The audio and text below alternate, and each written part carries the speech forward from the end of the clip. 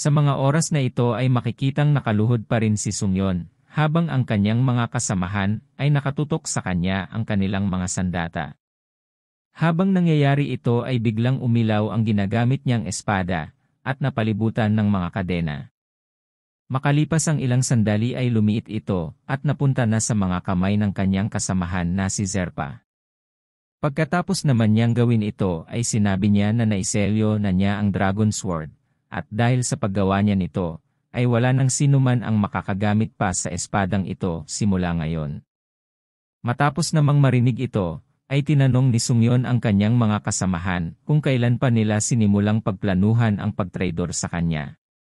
Kasabay nito ay lumabas din ang notification na binabanggit na siya ay nalason ng demonic starving demon poison, at sa loob ng 5 minuto ang lason na iyon ay kakalat na sa kanyang buong katawan, at magpapangyari na hindi siya makakagamit ng kanyang magic power.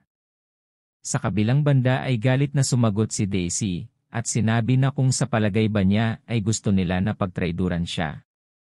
Binanggit din niya na nagawa lamang nila ang mga bagay na iyon dahil wala na rin silang mapagpipilian pa.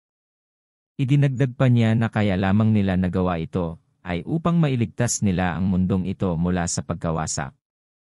Habang pinupunasan naman ni Sungyon ang dugo mula sa kanyang bibig, ay tinanong niya kung talaga nga bang wala silang pagpipilian. Ngunit bago pa man makasagot ang kanyang mga kasamahan, ay narinig nila ang isang nakakakilabot na tinig na sinasabihan siya na isang hangal, dahil kahit gaano pa niya pilitin ang kanyang mga kasama na baguhin ang kanilang desisyon, ay wala na ring magbabago. Idinagdag pa niya na ang mga kasamahan niyang ito, ay tumutupad lamang sa kanilang kontrata na kanilang napagkasunduan. Samantala si Sungyon ay unti-unting tumayo, at sa harap ng malaking halimaw na ito ay tinanong niya kung siya ba ang Demon King. Dahil sa tanong na ito ay naalala ng Demon King na hindi pa nga pala sila nagkikita, kahit na natalo na nito ang isa sa kanyang mga archdemon. Kaya kinumpirma niya na siya nga ang Demon King, matapos namang kumpirmahin ng Demon King ang kanyang pagkakakilanlan ay sinabi ni Sungyon, na noong natapos ang laban ng hero mula sa archdemon ay nawalan ito ng malay. At marahil sa mga oras na iyon ay doon niya nilapitan ang kanyang mga kasamahan para alukin ng kontrata niyang ito. Sandali namang natigilan ang Demon King matapos marinig ang sinabi niyang ito, at saka sinabi na bagamat hindi niya naiintindihan kung bakit ganoon siya magsalita, na para bang ibang tao ang kanyang tinutukoy, ay binanggit pa rin niya na tama nga siya sa kanyang konklusyon. Dahil naman sa naging sagot niyang ito, ay sinabi ni Sungyon na salamat sa kanya, ay mas naunawaan na niya ang buong kwento sa nangyayari ngayon. At iyon nga ay naginawa niyang mga traidor ang kanyang mga kasamahan, sa pamamagitan ng paggamit ng impormasyon na ang kasalukuyang hero ay nakonsumo na ang lahat ng kanyang lakas mula sa pakikipaglaban sa archdemon.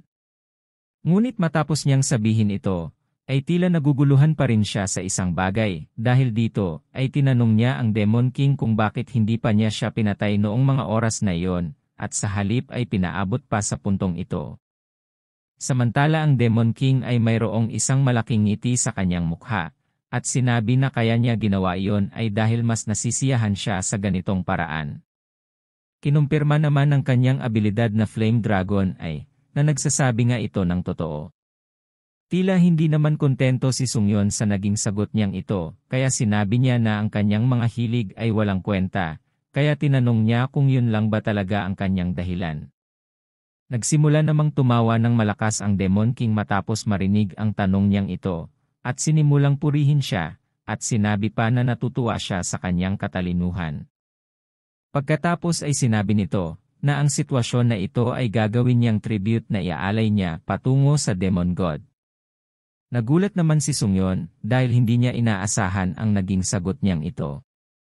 Pagkatapos nito ay nagpatuloy pa ang Demon King at sinabi na gaya niya na ginagawa ang lahat ng kanyang makakaya upang kilalanin bilang ang hero ng Dragon God, ay ginagawa din niya ang lahat ng ito upang maging isang opisyal na apostol ng Demon God.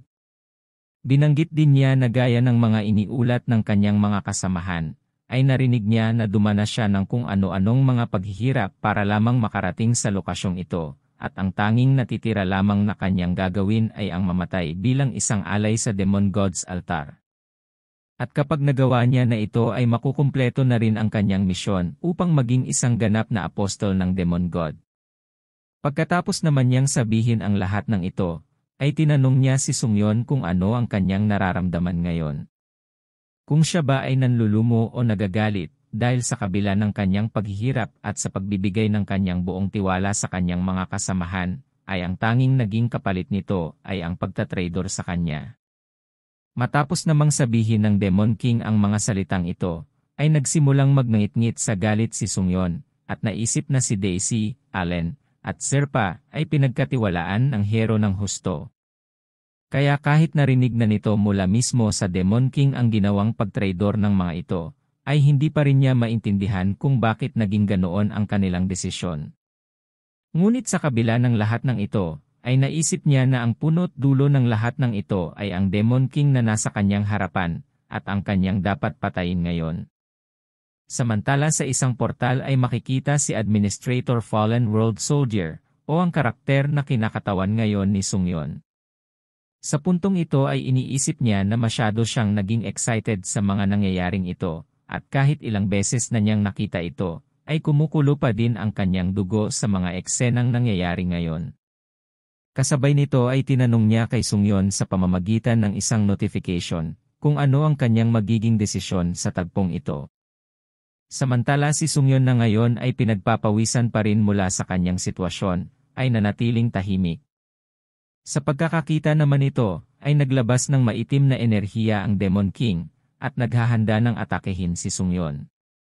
Makalipas nga ang ilang sandali, ang itim na enerhiya na ito ay gumapos sa mga kamay at lig ni Sungyon.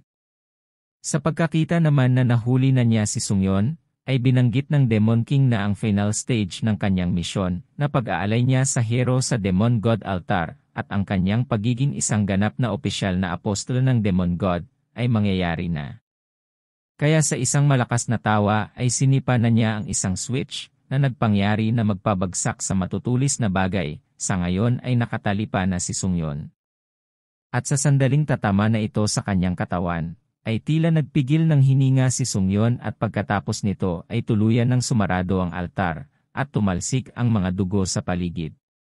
Samantala ang dugo naman na nagmula sa altar, ay nagsimulang dumaloy sa mga linya na nasa sahig, at nagsimulang umilaw ang mga ito. Sa kabilang banda, ang kanyang mga kasamahan matapos makita ang pangyayaring ito, ay tila naguguluhan kung ano ang nangyayari. At habang nasa gitna pa ng kanilang kalituhan, ay nagsimulang tumawa ang Demon King at sinabi na gaya ng hiniling sa kanya ng Demon God, ay iaalay na niya ngayon ang dugo ng hero. Pagkatapos nito ay hiniling na niya sa Demon God, na dahil nagawa na niya ang kanyang misyon, ay gawin na niya siyang isang opisyal na apostol. Ngunit bago pa siya matapos sa kanyang mga sasabihin, ay biglang lumabas ang isang notification na nagsasabi na ang Demon God ay tinitingnan ang Demon King na may halong pagkadismaya dahil binanggit nito na ang kanyang inialay na dugo ay kontaminado. Nagulat naman ang Demon King sa sinabing ito ng Demon God. Samantala si Sungyon, na ngayon ay nasa kanyang likuran na, ay sinabi na kung talaga bang inialay ng Demon King ang kanyang isinukang may lason na dugo sa kanyang Demon God.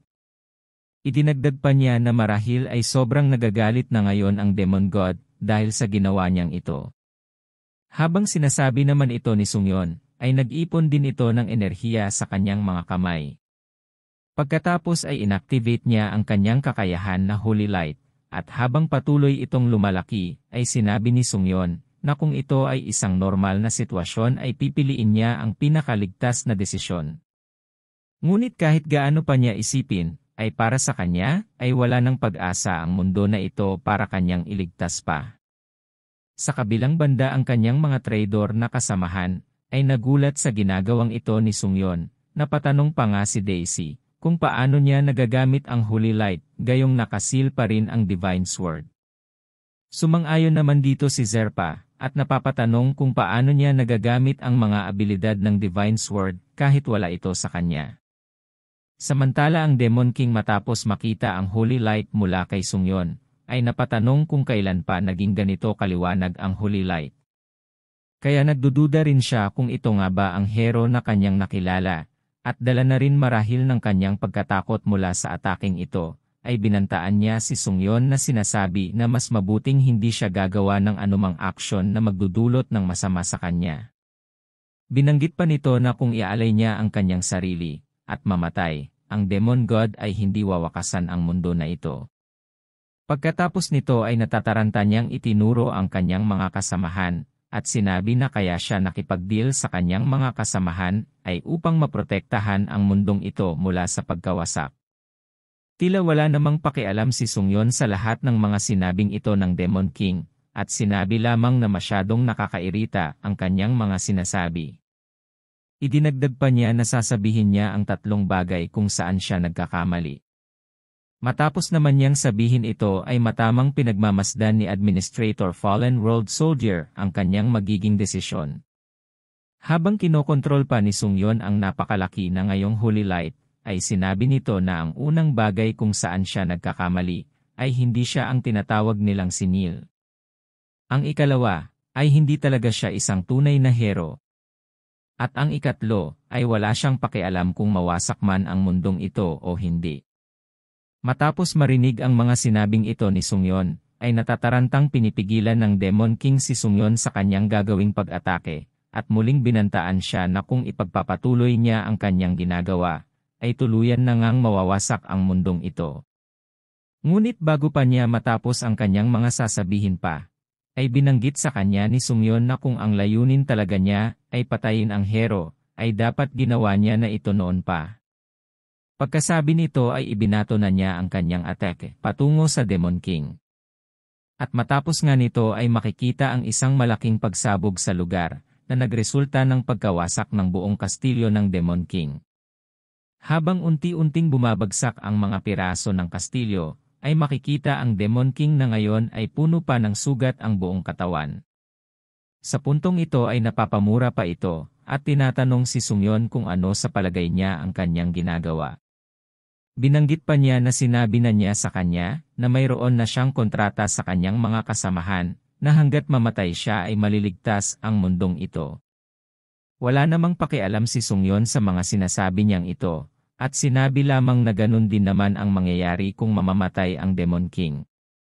Galit namang sinabi ng Demon King na kung sa palagay ba niya ay wala siyang backup na plano para dito. Dahil sa sandaling mamatay siya, ang Demon God ay bababa sa mundong ito upang tuluyan na itong wasakin. Kinumpirma naman ito ng kanyang skill na Flame Dragon ay, at sinabi na hindi nga nagsisinungaling ang Demon King.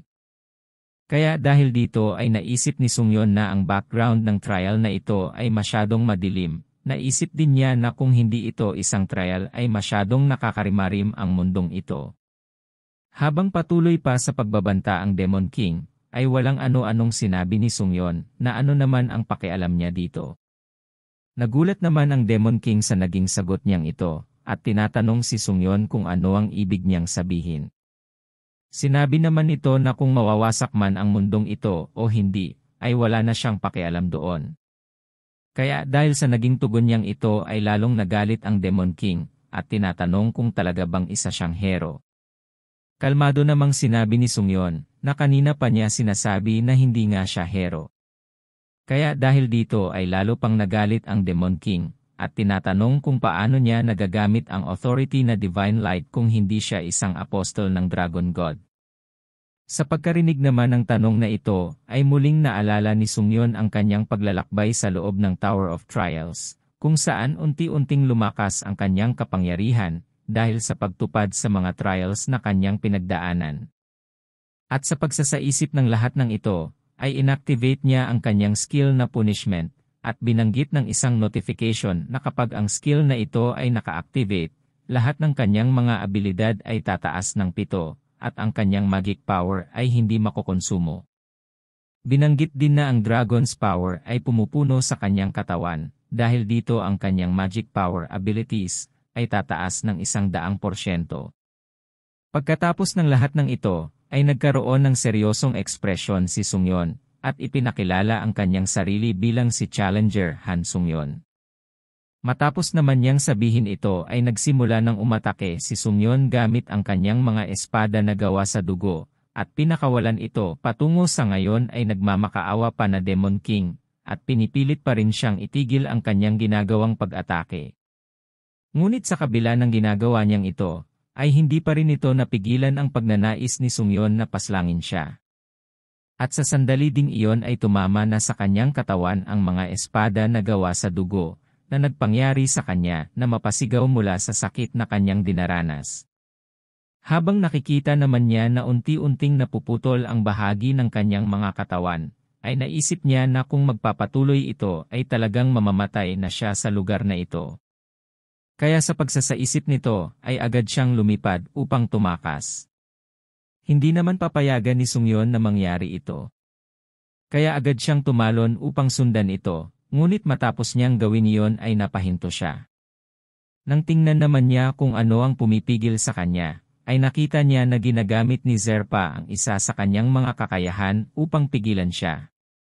Habang ginagawa naman niya ito ay sinabi niya na kailangang mamatay ni Sungyon dahil kung patuloy siyang mabubuhay ang mundong ito ay tuluyang mawawasak. Kasunod nito ay makikitang papunta na sa kanya ang mga palaso, at kasabay nito ay sinabi ni Daisy sa kanya na kung talagang isa siyang bayani, ay dapat kumilos siya ng naayon dito. Nanatili namang hindi kumikilos si Sungyon mula sa kanyang kinaroroonan. At habang unti-unti nang papalapit sa kanya ang mga pana, ay napabuntong hininga siya, at pagkatapos ay inilabas niya ang kanyang mga pakpak, na agad na nagpawalang bisa sa mga panang ito. Habang nangyayari naman ito, ay sumugod naman si Allen mula sa kanyang likuran, gamit ang kanyang sibat. Kasabay ng pag-atake niyang ito, ay sinabi niya kay Sungyon na masyado siyang makasarili, dahil kung mabubuhay siya lahat sila, kasama ang mundong ito ay mamamatay. Kaya taglay ang kanyang buong lakas ay isinigaw niya na tanggapin na lamang ni Sungyon ang kanyang kamatayan. Ngunit sa sandaling tumama na ang sibat, ay mabilis na nakaiwas si Sungyon gamit ang kanyang skill na fighting concentration. Habang nagugulat pa si Allen sa pangyayaring ito, ay sinabi ni Sungyon na ang lakas ng loob nilang isakripisyo ang ibang tao, samantalang hindi sila handang isakripisyo ang kanilang mga sarili para sa mundong ito. At dahil din mismo sa dahilang ito, ay sinabi niya sa kanilang tatlo na hindi sila karapat-dapat na pagtuunan niya ng oras. Kaya sa sandali ding iyon, ay tinignan niya ang papalayo ng Demon King, at saka ginamit ang kanyang skill na instantaneous steps. Sa kabilang banda ang Demon King ay nagsimula ng tumawa, at iniisip na nakaligtas siya mula kay Sungyon. Ngunit iba sa kanyang inaasahan, ay may biglang humawak sa kanyang ulo, at sa kanyang pagkagulat ay nakita niya na ito ay si Sungyon. Habang naguguluhan pa siya kung ano ang nangyayari, ay pinutol na ni Sungyon ang kanyang ulo, at tuluyan na itong humiwalay sa kanyang katawan. Samantala sa lugar kung saan naroroon ang administrator na si Fallen World Soldier, ay napagtanto niya na ito ang napiling desisyon ni Sungyon para sa trial na ito. At base sa kanyang ekspresyon ay hindi niya inaasahan na magiging ganito ang desisyon ni Sungyon. Pagkatapos ay naalala niya ang parehong pangyayari, kung saan bagamat nakatanggap siya ng isang malubhang pinsala, ay nagawa pa rin niyang makatakas mula sa Demon King. At dahil sa naging desisyon niyang iyon, ay tuluyan nang nawasak ang kanyang mundo. Sa mga panahong iyon ay napadpad siya sa tower, dahil dito ay nagsimula siyang umakyat sa Tower of Trials na parabang patuloy niyang tinatakasan ang pangyayaring iyon. Naalala din niya na ang nakaraan niyang iyon, ay wala siyang ibang pagpipilian, kundi ang umakyat sa tower, dahil wala na siyang lugar na mababalikan. Kaya sa pagsasaisip ng nakaraan niyang ito, ay napagtanto niya na ang naging desisyon na ito ni Sungyon, ay isa na hindi niya pagsisisihan. Sa kabilang banda si Sungyon ay ngayon ay nakangiti na, dahil sa kasalukuyan ay nakatanggap siya ng notification, at binabanggit dito na ang kanyang napiling desisyon ay nakumpirma na at binanggit na ito ay isang tamang desisyon. Binanggit din dito na nakumpleto na niya ang ika-16 na floor trials, at bilang reward, ay maaari na niyang ilagay sa isa sa kanyang mga item ang characteristic na absolutely impossible to destroy property, na nagmula mismo sa administrator na si Fallen World Soldier. Samantala ang kanyang mga dating kasamahan na nagtraidor sa kanya, ay ngayon ay tuluyan ng nawalan ng pag-asa na lumaban. Dahil sa mga oras na ito ay unti-unti na ngang nawawasak ang kanilang mundo. At habang pinagmamasdan pa nila ang mga nangyayaring ito, ay tila nababaliw naman si Zerpa, at patuloy na tumatawa, dahil sa huli ay nangyari din ang kanilang kinatatakutan. Samantala si Administrator Fallen World Soldier ay matamang pinanonood ang kanyang mga dating kasamahan sa kanilang kaawa-awang kalagayan. Sa kabilang banda si Sungyon ay dinaanan lamang sila at nagsimulang maglakad papasok sa kanyang portal patungo sa waiting room. Ngunit bago siya pumasok sa loob nito, ay sinabi niya sa kanila na silang lahat ay walang karapatang mamatay ng mapayapa, kaya umaasa siya na sana ay mamatay sila ng dahan-dahan at sa pinakamasakit na paraan, kasama ng mundong ito. Pagkatapos naman niyang sabihin ito, ay tuluyan na siyang pumasok sa loob ng portal, ngunit bago siya tuluyang makapunta sa waiting room, ay binanggit ng notification na pansamantalang ipagpapaliban ang pagpasok niya dito, dahil sa isang kaganapan sa kanyang quest. Binanggit din ng isa pang notification, na si Administrator Fallen World Soldier ay kasalukuyang pinag-iisipan ang kanyang trial rewards. Pagkatapos nito ay binanggit ng notification na siya ay papasok na sa Hall of Heroes. Pagkatapos naman niyang mateleport patungo sa isang lumang templo, ay nakita niya dito ang isang malaking estatwa ng dragon. Kaya dahil dito ay nagsimula siyang maglakad patungo sa kinaroroonan ng estatwa. Habang ginagawa niya ito ay naisip niya na marahil ang templo na ito ay para sa mga sumasamba sa Dragon God.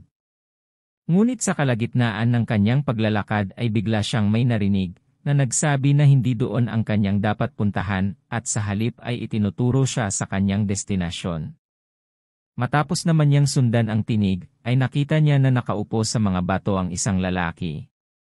Kaya dahil dito ay tinanong ni Sungyon kung siya ba si Fallen World Soldier.